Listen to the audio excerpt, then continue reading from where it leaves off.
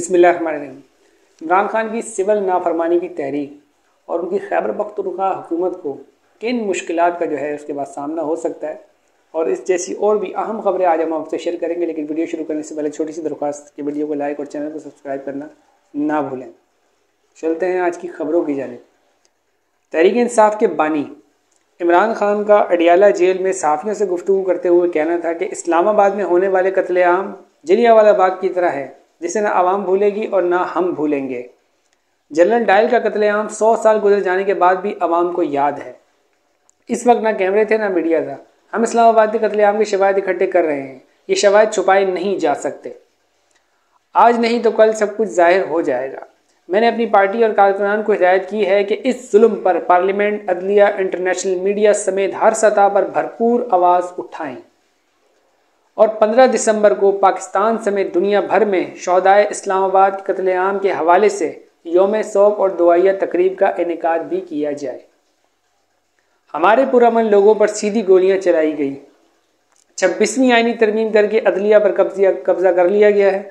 हमारे लोग लापता कर दिए गए। मुझे एक के बाद दूसरे केस में गिरफ्तार कर लिया जाता है।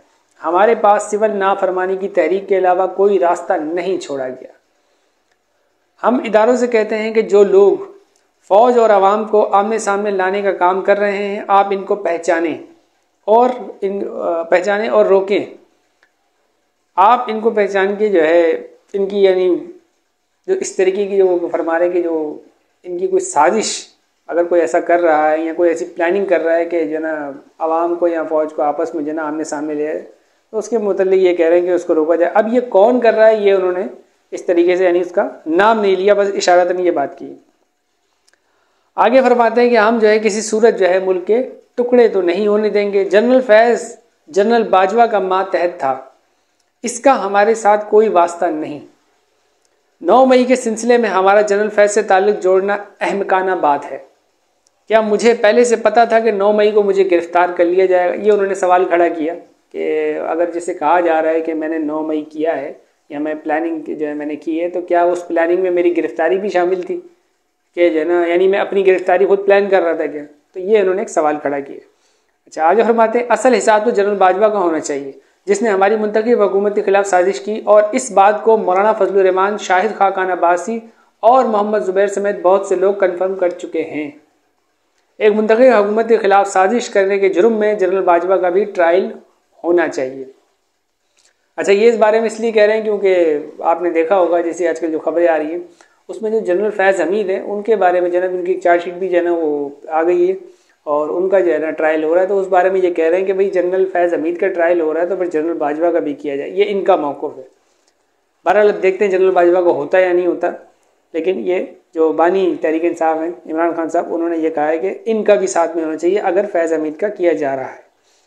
अच्छा, अगली खबर। सीनियर साहबी सुहेल वड़ाइच का कहना है कि तहरीक इंसाफ मकबूलियत के घोड़े पर सवार है और हुकूमत कबूलियत के घोड़े पर सवार है।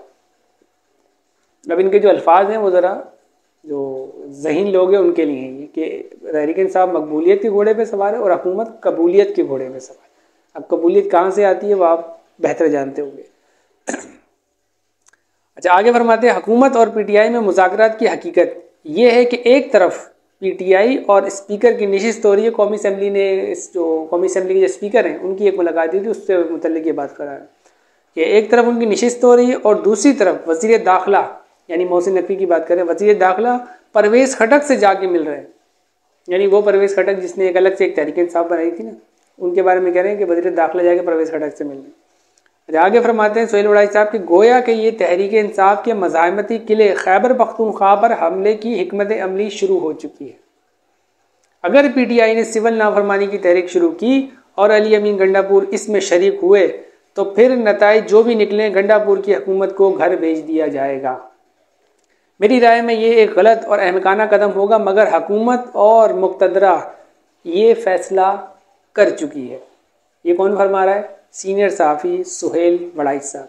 यानी उनका कहना यह है कि अगर ये सिविल नाफरमानी की जो इमरान खान साहब जो कोई तहरीक का सोच रहे, अगर उन्होंने ये तहरीक शुरू की तो इस पे एक बड़ा सवाल ये भी उठता है ना कि जब वो तहरीक शुरू करेंगे तो उनकी खुद एक सूबे में हुकूमत है, तो क्या उनकी जो हुकूमत है वो इस तहरीक में शिरकत करेगी भी या नहीं, ये भी एक सवाल खड़ा है ना भी कि क्या हुकूमती सतह पर ये काम किया जाएगा या फिर जो है ना पार्टी की सतह पर, यानी हुकूमत अपने से इस तरीके से दूर हो जाए कि भाई नहीं, हम तो सिर्फ यानी पार्टी ने अनाउंस किया है लेकिन जो खैबर पख्तूनख्वा हुकूमत है वो इस तरफ नहीं जाएगी। तो जब तक यानी इस पर क्लियरेंस यानी नहीं आ जाती, क्लियर बात उनकी कि वो क्या भी इस पर क्या फैसला करेंगे, तब तक ये खतरा जो उन्होंने कहा ये बिल्कुल रहेगा। क्योंकि फिर हुकूमत को बहाना भी मिलेगा ना फिर, कि जब हुकूमत ही एक सूबे की सिविल नाफरमानी की तरफ जा रही होगी तो जो दूसरी वफाकी जो हुकूमत है उसको फिर गवर्नर राज लगाने का बहाना मिलेगा। तो उस हिसाब से सोहेल वड़ाई साहब जो है ना एक सही तरफ निशानदेही कर रहे हैं कि अगर हुकूमत भी सिविल नाफरमानी की तरीक़ की तरफ जाती है इनकी खैबर पख्तूनख्वा की हुकूमत, तो फिर ये वो जो वफाकी हुकूमत है उसको फिर ये मौका जो है ना मिल जाएगा कि वो गवर्नर राज की तरफ जाए। अच्छा, अगली खबर, साफ़ी नजम सेठी का जो है कहना था कि पीटीआई ने 17 रोज़ गुजर जाने के बाद, ये दूसरे साफ़ी हैं नजम सेठी साहब, कहते हैं कि पीटीआई ने 17 रोज़ गुजर जाने के बाद अपने लापता लोगों की बाजियाबी के लिए अदालत से रुजू किया है, लेकिन लिस्ट में पक्की जो इन्होंने लिस्ट पेश की है उसमें पक्की बात कुछ भी नहीं है, बस हवाई फायरिंग कर रहे हैं। इनकी जानिब से जो लिस्ट दी गई है इसमें शहीद होने वाले अफराद के शिनाख्ती कार्ड के नंबर भी नहीं है और 139 लापता अफराद के भी कोई तफसीलात नहीं दी गई। ऐसे कैसे हो सकता है कि फ़लाँ शख्स गायब है मगर इसका आगे पीछे कुछ पता ही नहीं। अब उन्होंने ताख़ीर इतनी की है कि एफआईआर नहीं कटेगी।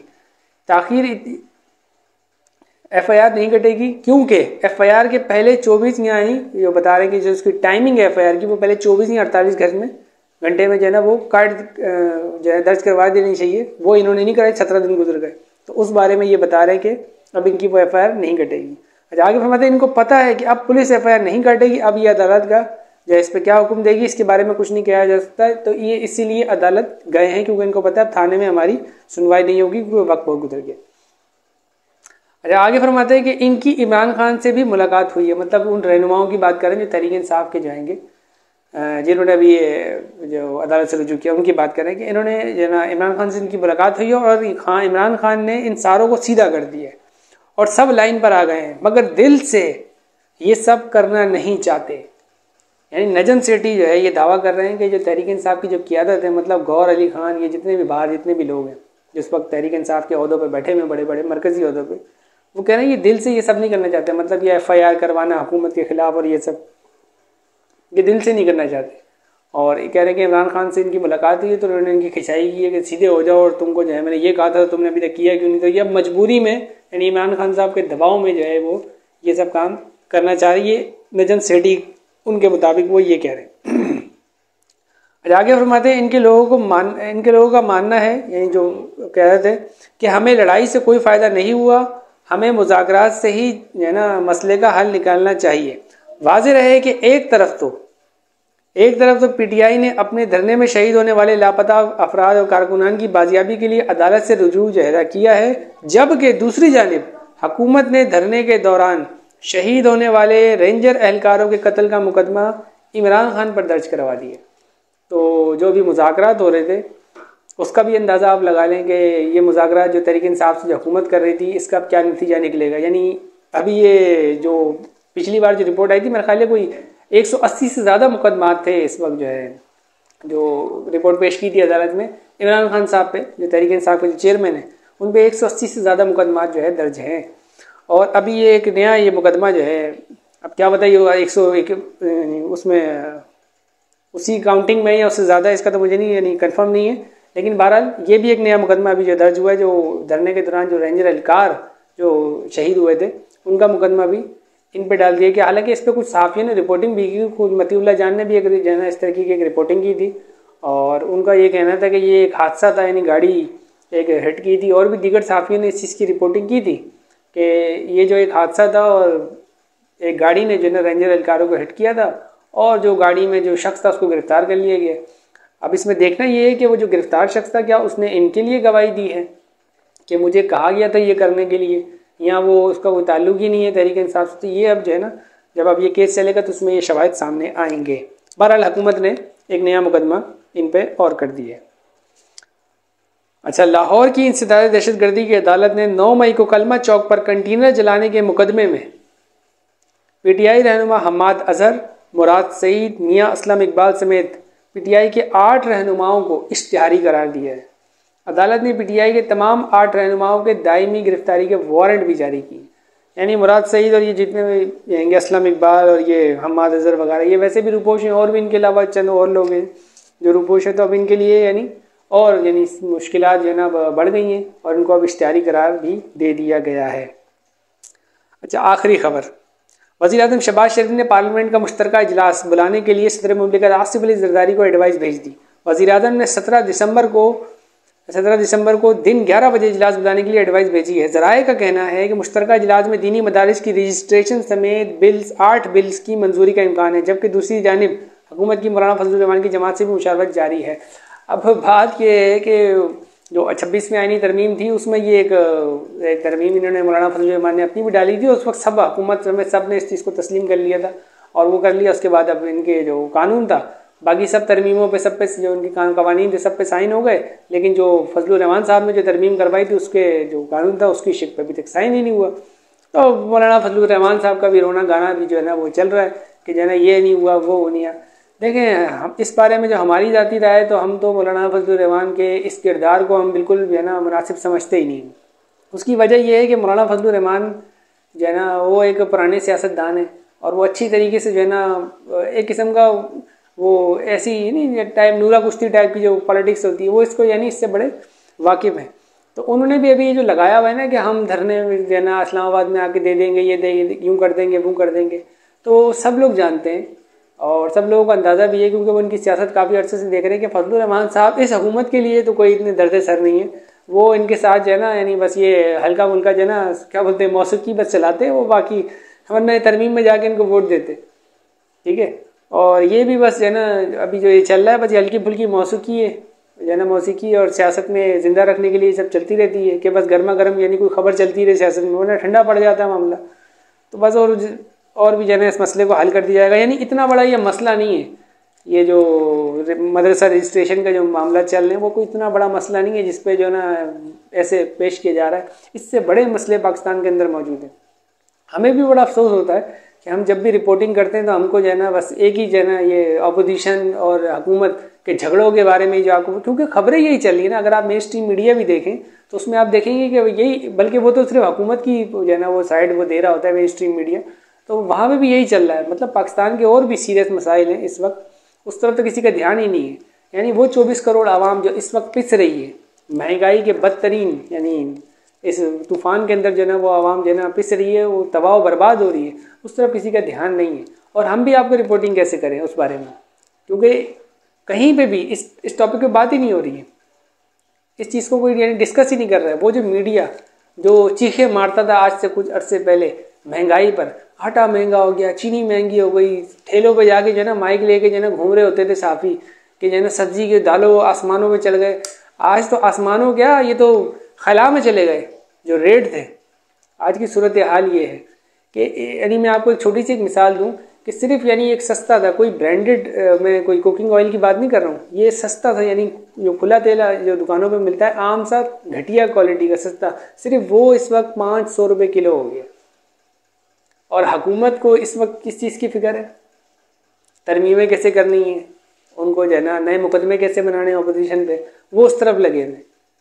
तो ये बेचारी आवाम जो है ना ये इस वक्त यानी बड़ा बर्दाश्त कर रही है। और जहाँ तक हम जो लोगों से मिलते हैं और उनके साथ उठना बैठना होता है तो लोग इनको सिर्फ गालियाँ और बददुआएं दे रहे होते हैं, जैसी इनकी हरकतें इस हुकूमत की, क्योंकि इन्होंने आइन और कानून और दीगर चीज़ों का तो ये बेड़ा गर्क कर रहे हैं, क्योंकि इनको अपनी कुर्सी से कुछ ज़्यादा ही मोहब्बत है ना जिस पे ये आके बैठे हुए।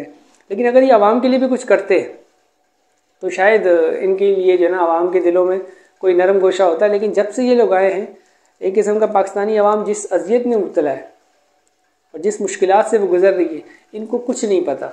ये जो हुक्मरान बैठे हुए ना, जो भी इस पूरे जो सेटअप में जितने भी लोग हैं जो बैठे हुए, इनको कुछ नहीं पता, क्योंकि ये अपने एसी कमरों में बैठ के जो तरमीमों से लेकर जो दीगर जो ये कितने भी काम कर रहे हैं, क्योंकि इनको अपने मफाद से मतलब है ना। जो अपने ये इन्होंने मामलात खोले हुए हैं कि उसको फिक्स करना है, उसको उठाना है, उसको बिठाना है, उसको जेल में डालना है, उसको बाहर निकालना है, ये सब इनमें मसरूफ़ हैं। लेकिन इनके इन हरकतों की वजह से 24 करोड़ आवाम जो इस वक्त सफ़र कर रही है, इनको उसका एहसास ना कल था ना आज है, और मुझे यकीन है कि इनको आइंदा भी नहीं होगा, क्योंकि इनका जो लेवल है ना, जो इनकी सोच है, वो हम अच्छी तरीके से जो है हम देख चुके हैं कि ये लोग सुधरने वाली चीज़ लगते नहीं है। बहरहाल अल्लाह ताला से इनके लिए हिदायत की दुआ ही कर सकते हैं, फिर भी वो और क्या कर सकते हैं। तो उम्मीद है कि अल्लाह ताला इंशाल्लाह जो है इनको हिदायत दे और इनको अक्ल व शऊर दे कि ये कुछ आवाम के लिए भी कुछ करें। और पाकिस्तानी मीडिया को भी खासकर जो है ना इनके लिए भी हम दुआ करते हैं कि अल्लाह ताला इनको भी हिदायत दे।